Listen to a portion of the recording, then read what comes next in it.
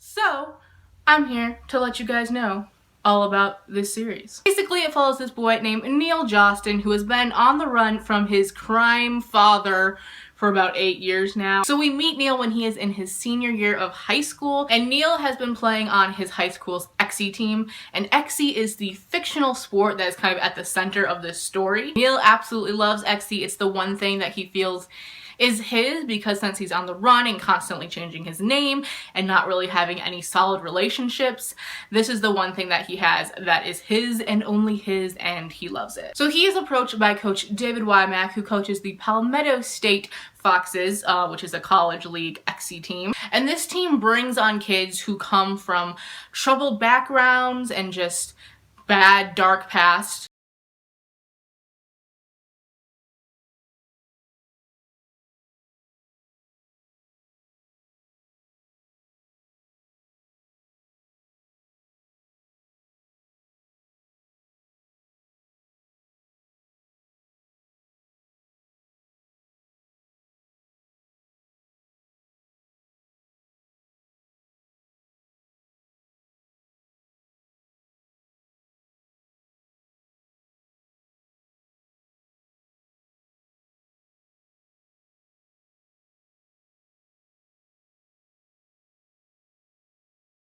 Even though Neil knows it's a pretty bad decision to get into college Exy because that will put him in the spotlight and make it easy for his father to find him, he does it anyway because he just wants a place to call home. So our story starts from there. Neil goes to Palmetto State during the summer to start Exy practices and whatnot, and we follow him on his journey. Foxes go, we have obviously Neil, Kevin, Andrew, Aaron, Nikki, Seth, Matt, Renee, Allison, and Dan.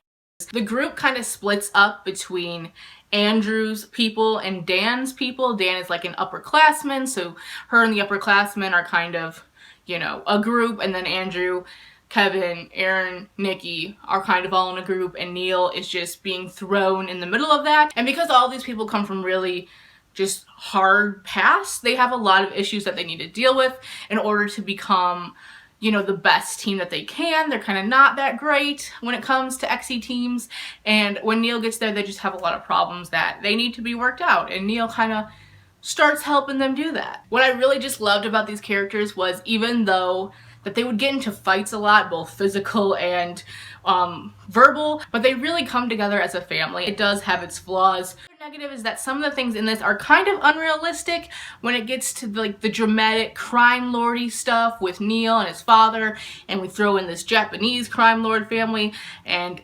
it's pretty intense, and I don't know how realistic it is because I don't really know anything about that, but at times it just feels a little like over dramatic, like this could not happen in real life, that kind of thing. However, if you see past that, I think you'll really like this. The characters are so amazing.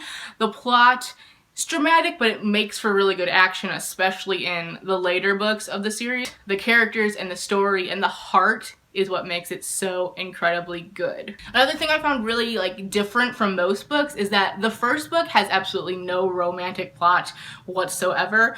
The second book doesn't really that much either, and the third book does, and it is a LGBTQ plus kind of relationship, so that is really, I really like that. I believe this series is classified as young adult, but I would probably say it's more new adult, just because I feel like new adults kind of can be that kind of almost over dramatic kind of thing. And also the violence in the last book gets really intense, and there is some romance stuff too in there that's more new adult than young adult, but I would say the violence mostly in the third book is what made me think, this isn't really young adult. If you're thinking like, I don't know if I want to pick up this series or not, I don't know if I want to spend my money and time on it, well, the first book is free on Amazon, and you can only get these books as ebooks because, like I said, they're not published. But the first book is free, and the other two books are 99 cents. So there's no reason, at least money-wise, to not check out these books. They're pretty short, you can really get through them, and they're just so good that I highly recommend you check these out. If you like the Raven Cycle, I would say that you would probably like this book, even though the stories are not similar at all. They're not the same thing. But the way the Raven Boys feels with its characters is how the Foxhole Court feels, and that's what I love the most about the Raven Cycle. And that's what I love most about this series. So I think if you like the character aspect of the Raven cycle, you will like the character aspect of this book. And the characters are really what it's all about. One other negative, also on the unrealistic side, is the sport at its center. It's a fictional sport, so it can be kind of hard to picture. Basically on the same level as college football is for us in terms of like fans and being broadcast on television and the spotlight on the athletes. It's pretty much the same as college football is for us.